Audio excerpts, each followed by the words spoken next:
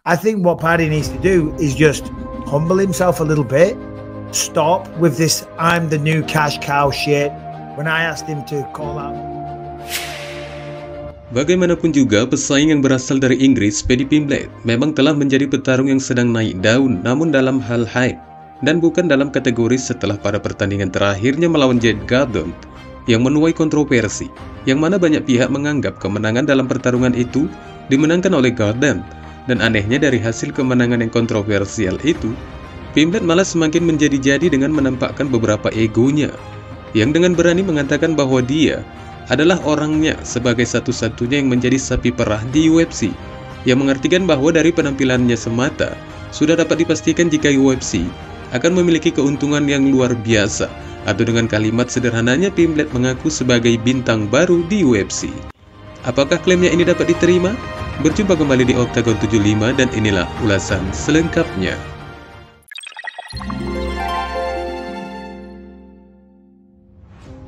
Paddy Pimblett, petarung Liverpool yang hanya baru memiliki 4 pertarungan di UFC, dan dari keempat pertarungannya itu memang semuanya diraih dengan kemenangan.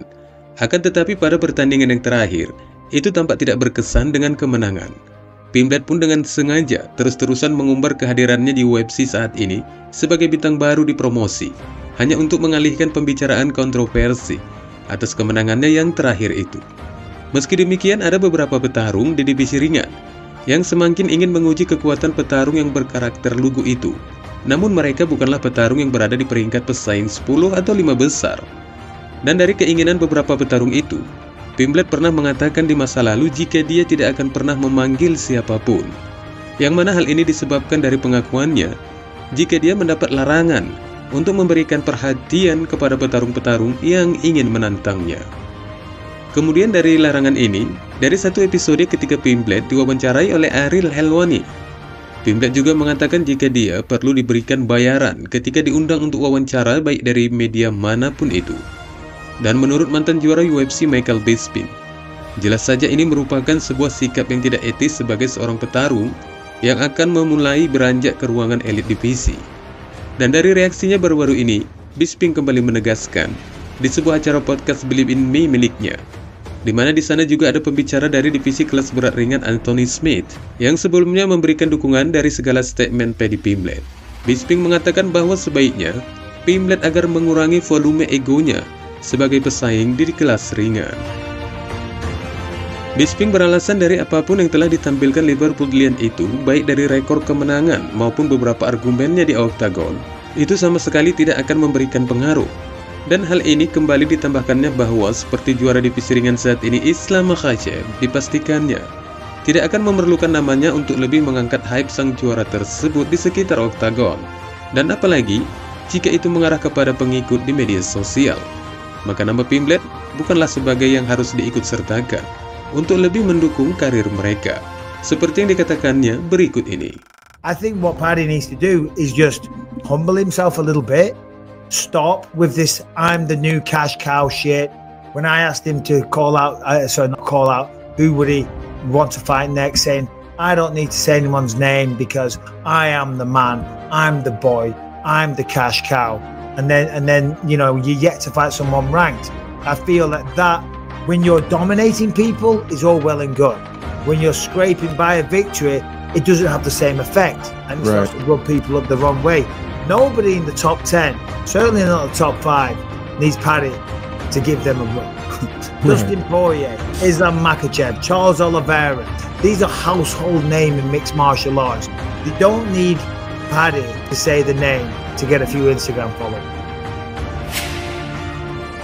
Dan dari inti apa yang telah dikatakan Bisping ini mungkin dapat difahami jika Pimblett saat ini sedang dalam demam panggung atau dalam bahasa gaulnya kegeeran dari apa yang telah pernah diraihnya bersama UFC.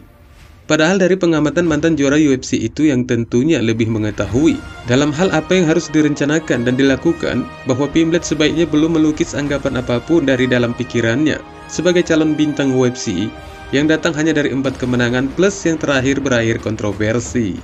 Kemudian dari klaim Pimblett yang mengaku sebagai pria sapi perah terbaru di UFC, itu sama saja malah bukan menjadikannya sebagai bintang, melainkan petarung yang sengaja akan dimanfaatkan promosi dengan menyoroti baik dari trash talk maupun gaya uniknya di oktagon, dan sebaliknya bukan dari keterampilan bertarung petarung Inggris itu.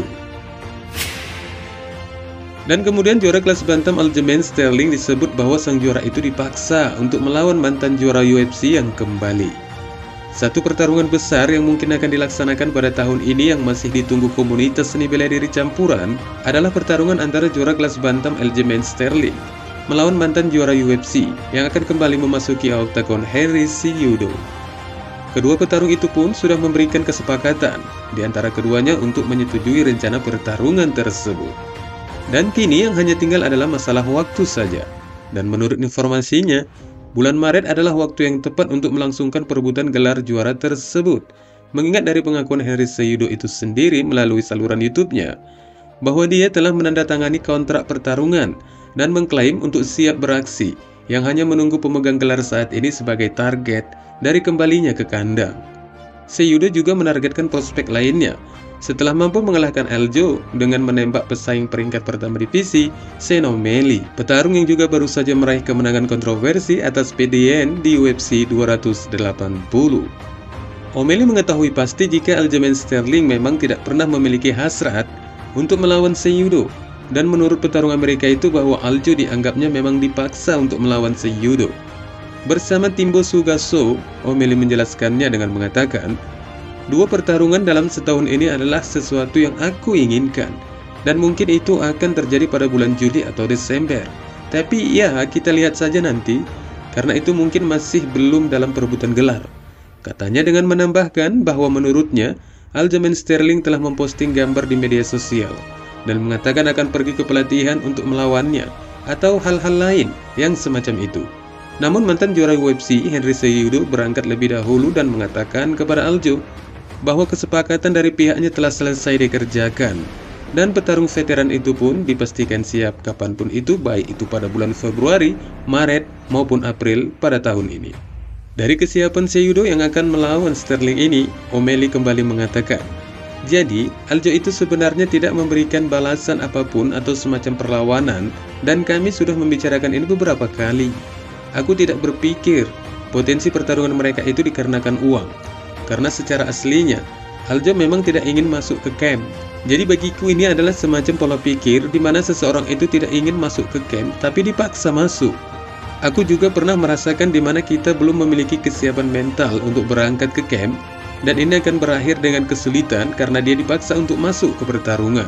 Akan tetapi, Aljo mungkin saja sedang menikmati sebagai juara, karena dia mungkin mengetahui bahwa gelar itu tidak akan lama bersamanya," jelas O'Malley dengan detail dari apa yang diketahuinya tentang ketidaksiapan Aljo melawan Cejudo. Wassalamualaikum warahmatullahi wabarakatuh.